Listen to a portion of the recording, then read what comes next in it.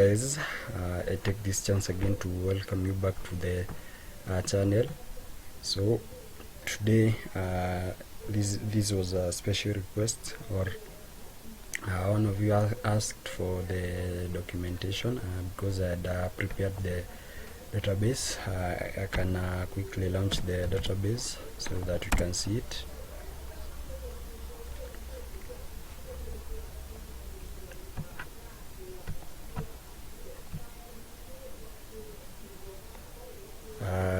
Let's wait for it to load.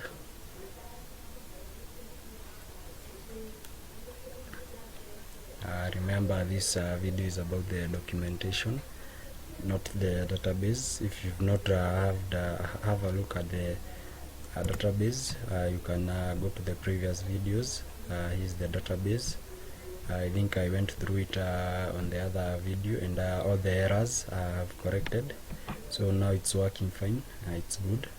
You can still get it at the fee that I told you. Yeah, so we can jump into this. Was the database.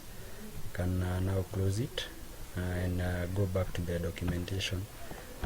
So the documentation here first has the cover page.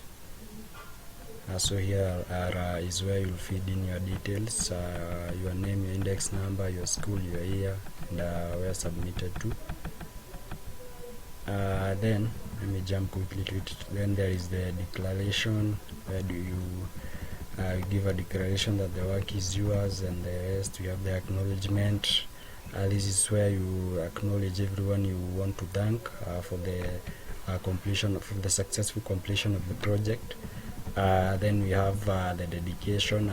This is the part where you tell us who would you like to dedicate the project to. In this case, this was Uzima Borehole, so you can say we'll dedicate it to maybe farmers, workers, and or environment managers maybe. Then here we have the table of contents. Remember that this table of contents, you have to insert it, but not insert it manually. Just go to the reference tab. You will find it here, the table of contents. Make sure that you label your headings accordingly. So with me here,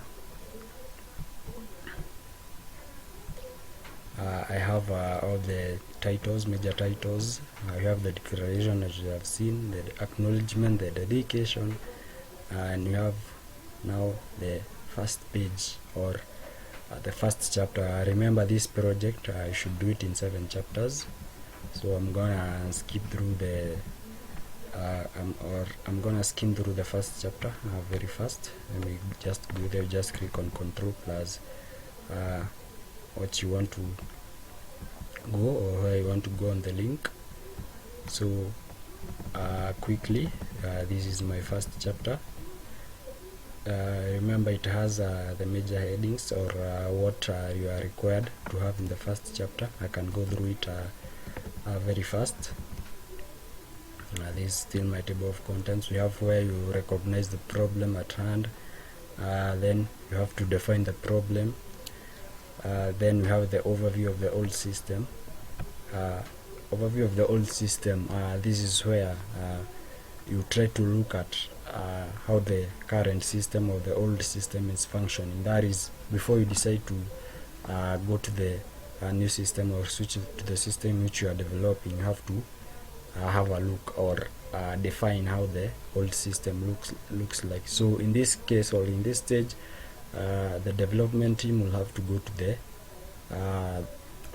the development team will have to study or look at the old system, how it's behaving. Maybe they can decide to have a look at the transaction process, how the clients are registered, how the services are offered, how the plumbing services are saved, how the accounting is done.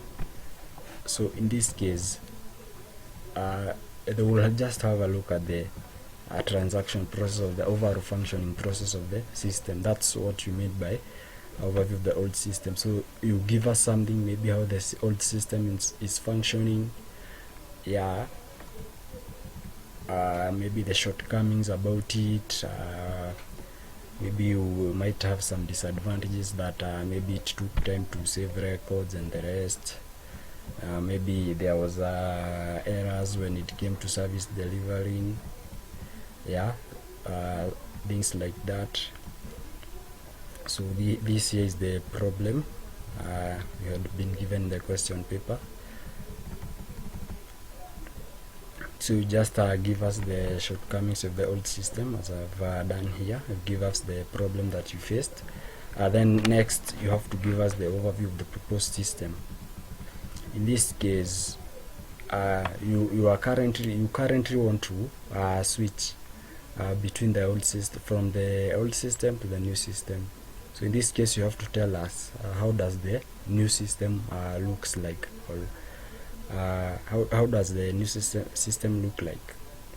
In this case, you have to give us an overview. Then we go to the scope. Scope is like the functioning of the system, maybe what is it intended to do. So you give us what it is intended to do. Then in this case, you'll have the not feasibility, but you have the benefits of the system.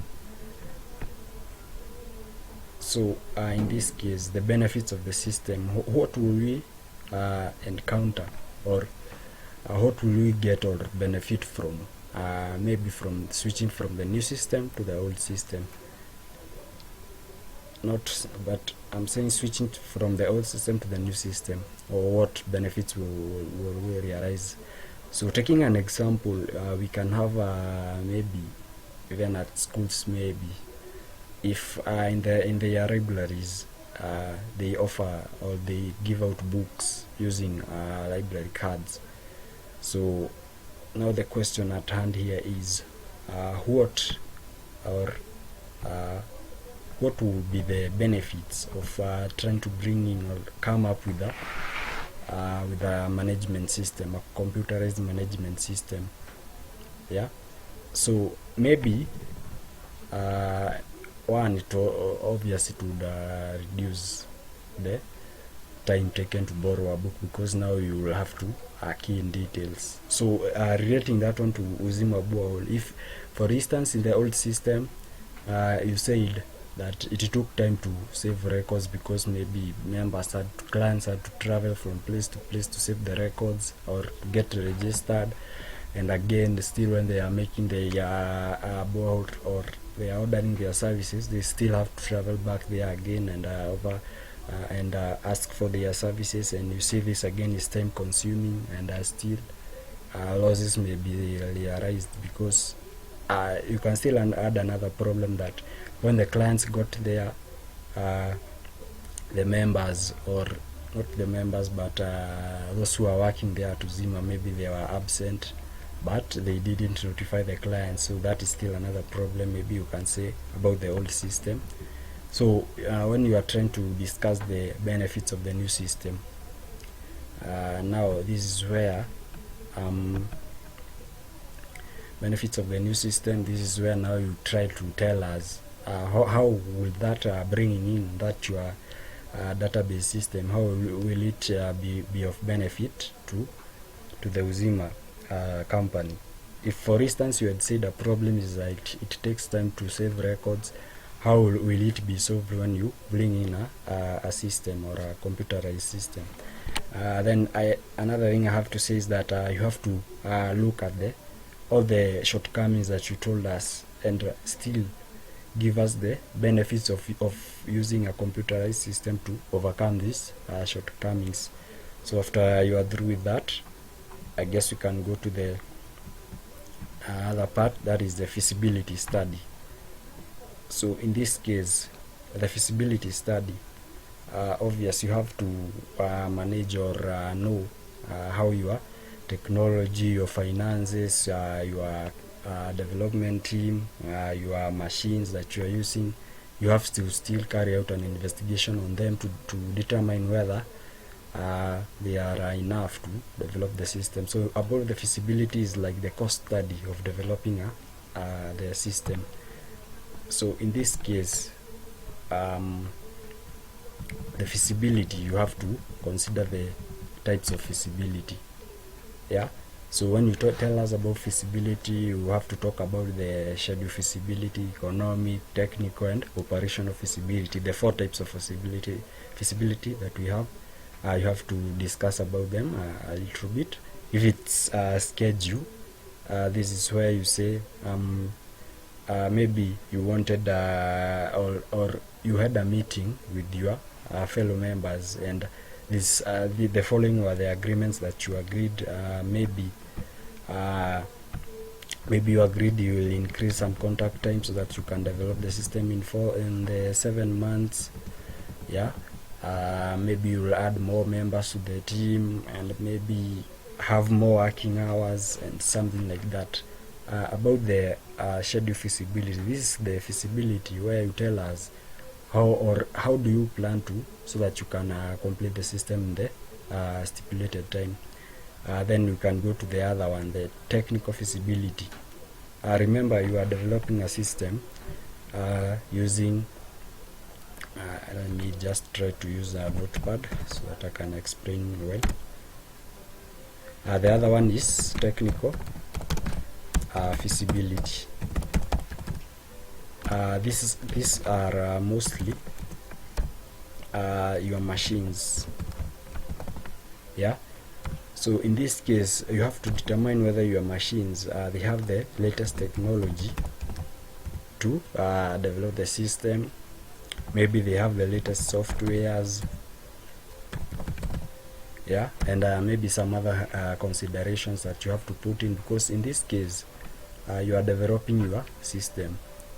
So you have to again have a study about your machines, get to know how they are functioning, if they need some upgrading, yeah, and the likes. So in this case, you can tell us about if you needed more computers to develop the system, maybe if you needed more software, maybe, or if, for example, you might be using a software on Windows 7, but in this case you have to switch to Windows 10, the latest version, or 11 maybe, whichever you want to use. So in this case, you have to tell us that you are switching from Windows 7 up to Windows 11. So again, that is a feasibility study, but you still have to tell us the cost of doing that. So that is about the technical feasibility. That is the technology of the machines. That's where you have to take note or take study, so that you can actually develop your system. Then you have the operational. This is where now your workers or the system developers. So in this case, you have again to determine whether your developers are skilled enough to develop the system. Yeah. Like you cannot decide to develop this system, and maybe some minor members, maybe let's say you are 20 of you, but again you find among the 20 of you there are 4 which were not properly skilled. So the 4 of them still will need some skills. So and then the 16 can continue. The 16 to continue. So you'll talk about the receiving of skills for the 4 members.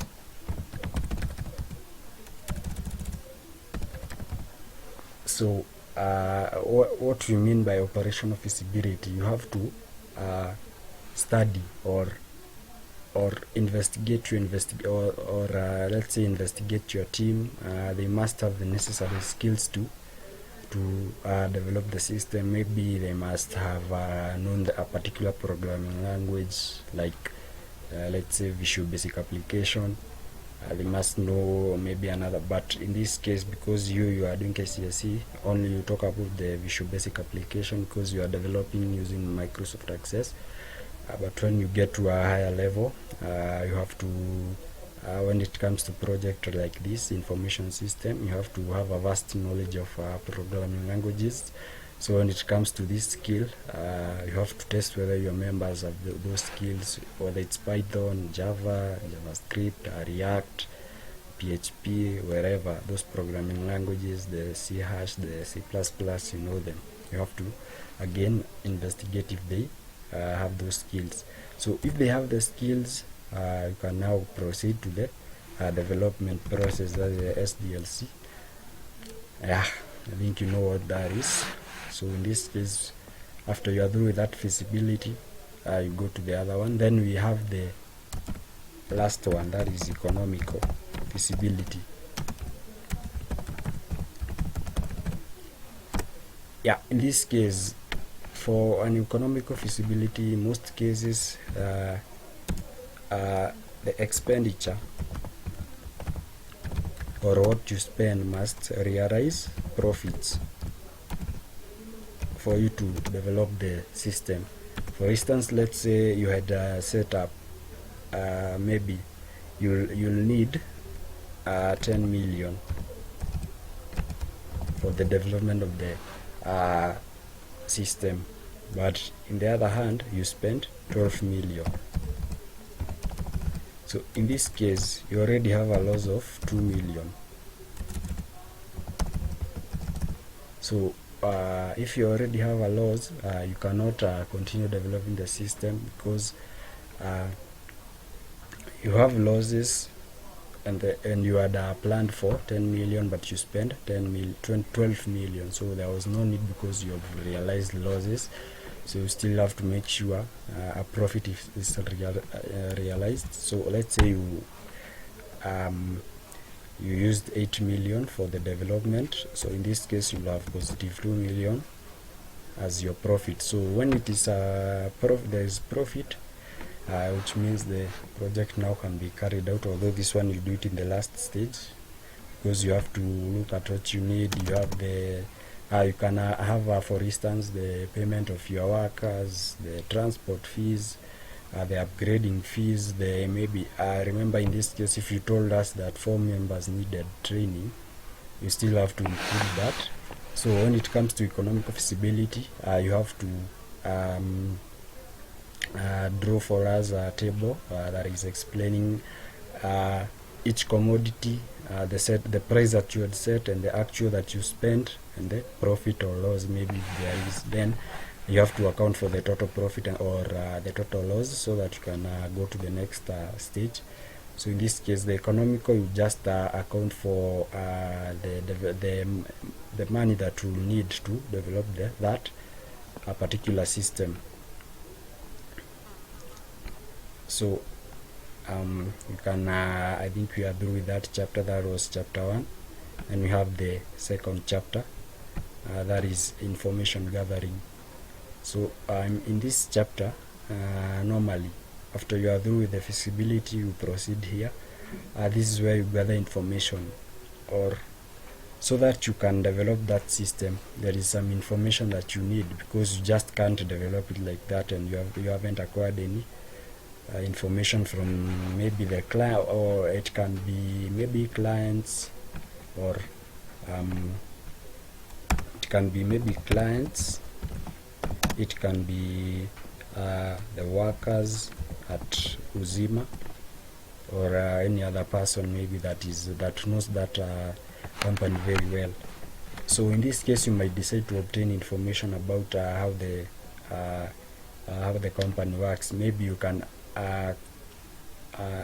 interview or questionnaire a client about some crucial data that you may need to develop the system. For instance, if I want to develop that system, I don't know what services they provide. Yeah, I don't know how much they charge for each service. I don't know. Even don't know how they register people. What is required to register people? I must interview at least various people, so that I get to know different problems. So in this case, you had already defined the problem, so you just want to confirm it from the clients or workers. So in this case, the clients, the workers, you have to either questionnaire them, give them interviews, and the rest. So you just give them some interviews. You remember, an interview, you just have to give the question that you asked, the answer that was given by the other person. But for a questionnaire, you just prepare some sample questions with the with some empty slots for them to choose the answers to fill in. Then you have to tell them when they should submit the questionnaire to your offices. Then the other thing you have to tell us in this chapter or in this section are the advantage of each information gathering method. We can have questionnaires, we have interviews, yeah, we have sampling, we have observations, all the other methods that you can use. So you just have to tell us more about what you used, then the data that you obtained. Then we go to the third chapter, that is requirement specification. So in this case, remember, this stage typically deals with what is required by for you to develop that system, maybe what you will use. If for instance you require some computers, so you have to talk about the computers that you need. Maybe for instance, if it's in that company, you'll tell them what they will buy for them to run that system.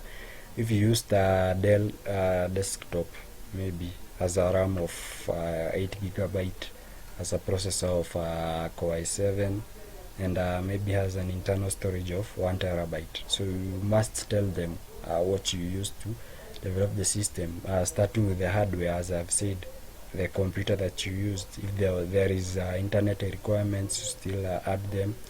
If there are printers that you require, you still add them. There are digitizers, stylers, and the rest, you tell us. All the hardware components that you need, you have to tell them the one that you used. And with me, here is my sample.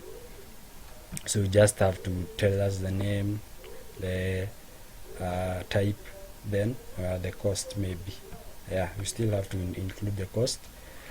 Maybe for me, I used a computer. I used the type of it's a computer at a cost of that. Then a printer, the type of printer and the cost. The flash disk, the type of flash disk, the costs.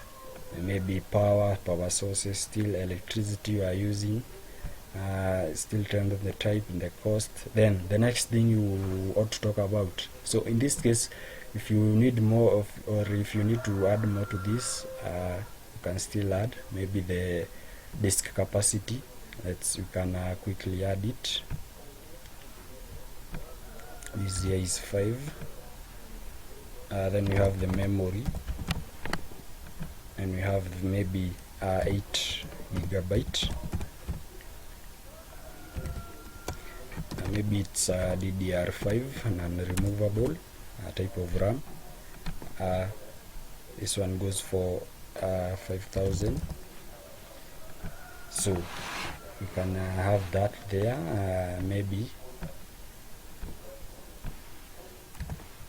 then maybe you can have storage disks.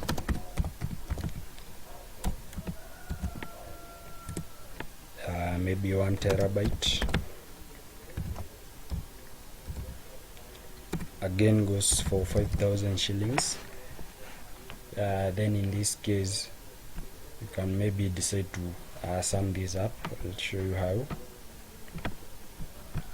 Just have to highlight your values there.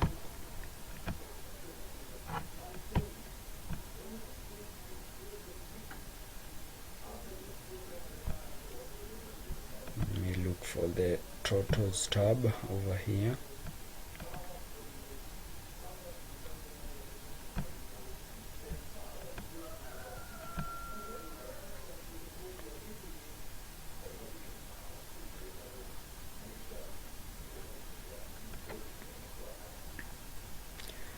Then in this case, I found it is on the under the layout tab.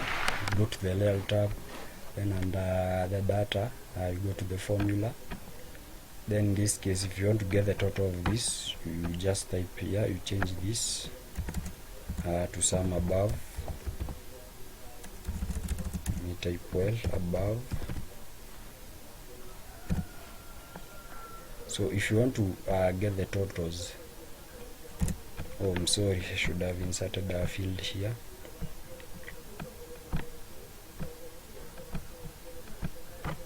Let me insert another table here. Then over here now I can sum up my values there. Yeah, gives me a total of 162,000. Here I can add a label of total 162,000 is what you require for maybe the installation process and the running. Then after you are through with adding all your hardware components, you can now go to the factors that you consider when purchasing hardware. You know them, you learn them in Form 1. You can talk about them maybe. So just tell us the factors that you consider when you are buying hardware: compatibility, user friendliness, authenticity, and upgradability. The type of computer that you choose, you have to again know if it is upgradable, like in this case the memory, the storage capacity, is it upgradable, the processor, and the likes. Then after you are through, you go to the your software requirements. In this case, you tell us the software that you used, if it's an operating system, which one, and the costs, the application that you used. I used Office 2013 in developing the database, costs that. The Internet Explorer, if you use the internet maybe to carry out your researches, still include it. But in this case mine was free because the Microsoft Edge is installed on my computer. As you can see over here, here it is. So it's free because it comes with a computer. Then we have the factors that you will consider when you are buying software. So user friendliness, is the software user friendly? Can one navigate through it very easily without problems? Is it compatible? Or when we decide to install the system, will we have minimum errors when it comes to installation issues and the likes? So you have to talk about it just the way as I've said, everything in detail. You have to talk about it the way you considered. Then we have the other chapter, that is the system design. There is a fourth chapter. You have to again look at the system flow chart. This one I cannot show to you because of safety purposes. But if you buy the system, you get to see it, the system flow chart. Then we have the system flow chart. You have to show us the general logic or flow of the system.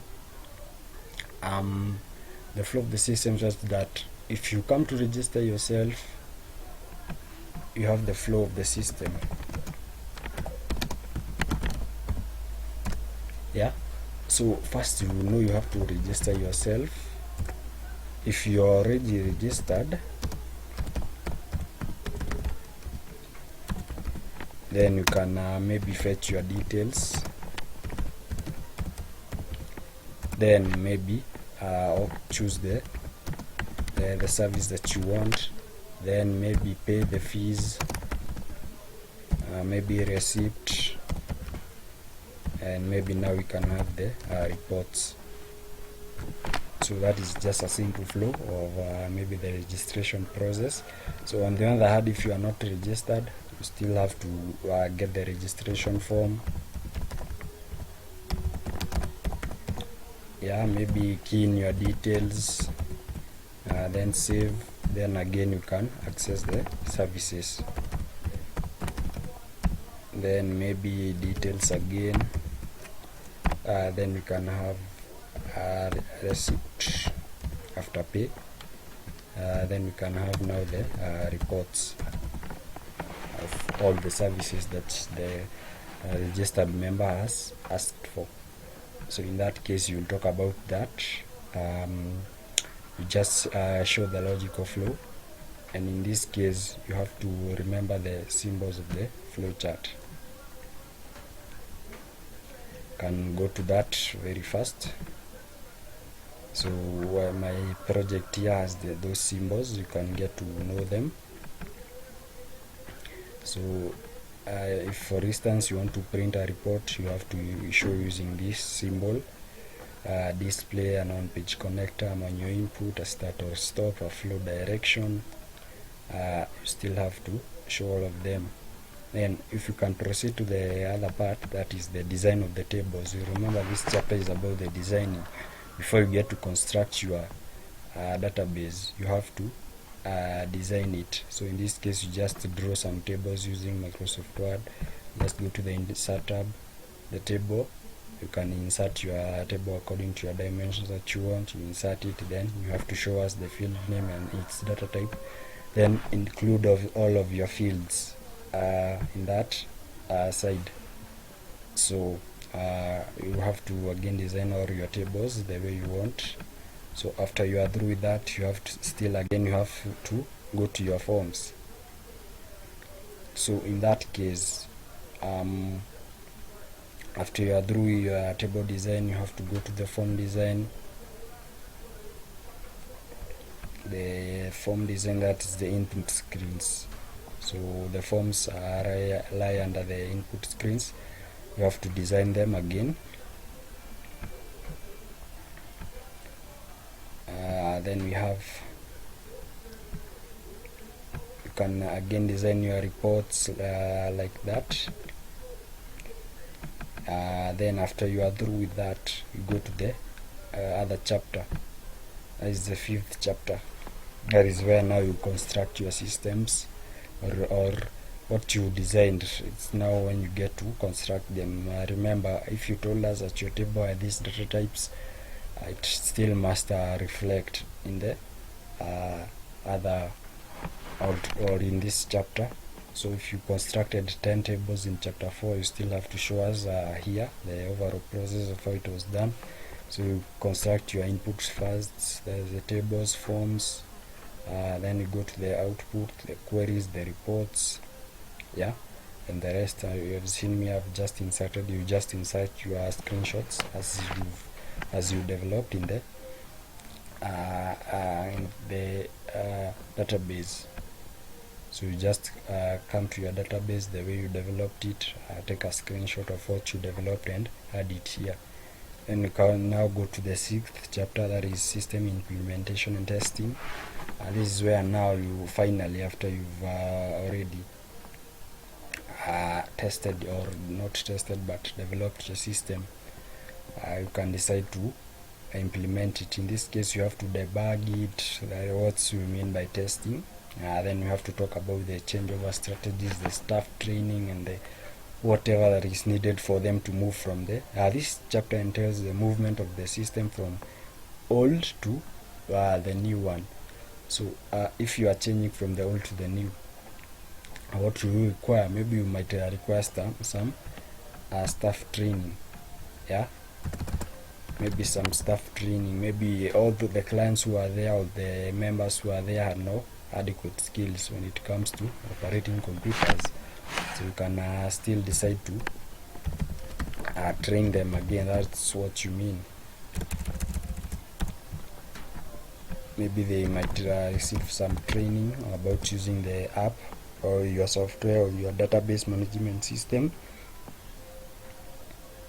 You can still train them. Then we have the changeover strategies. This is where now you consider the types of changeover strategies that we have. I remember we have 3 of them. We have the phased, we have the parallel, and we have the straight. So in this case, we talk about all of them.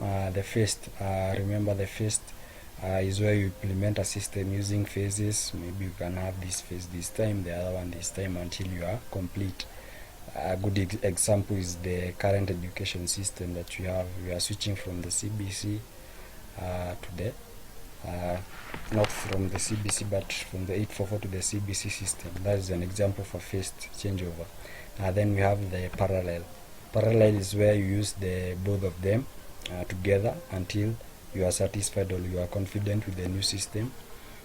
such that you can use the old system maybe to do a certain task, still compare it to the new system. Again, this is still cost consuming, because running the two systems, you see, require people to be on this side, on the other side still requires some money, or is still expensive. So that is one advantage of the parallel system, or the parallel changeover strategy, such that it is very much expensive when it comes to running them. Then we have the straight changeover.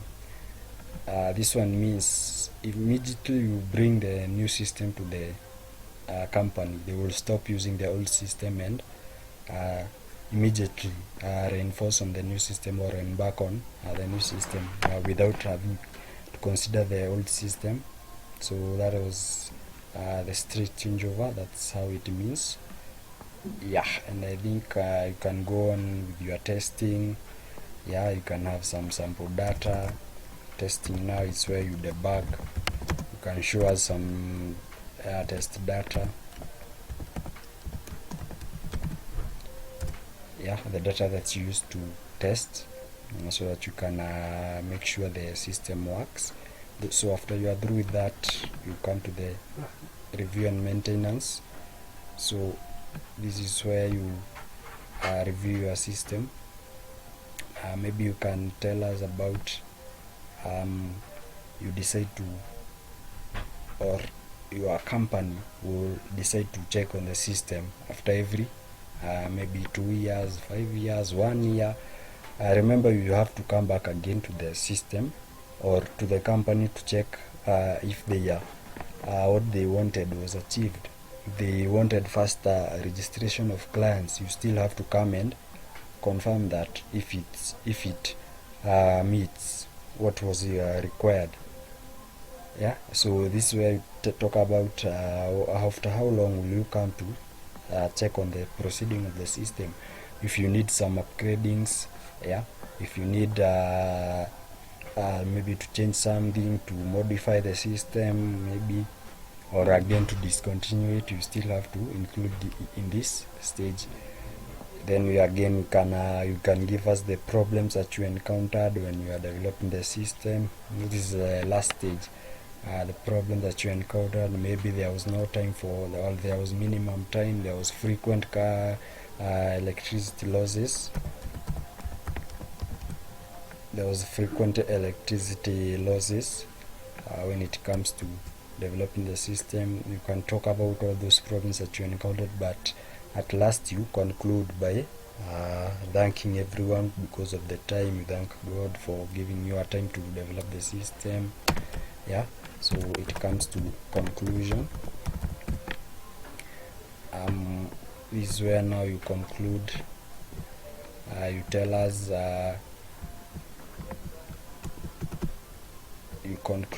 tell us maybe how did you feel when developing the system, yeah, and the likes.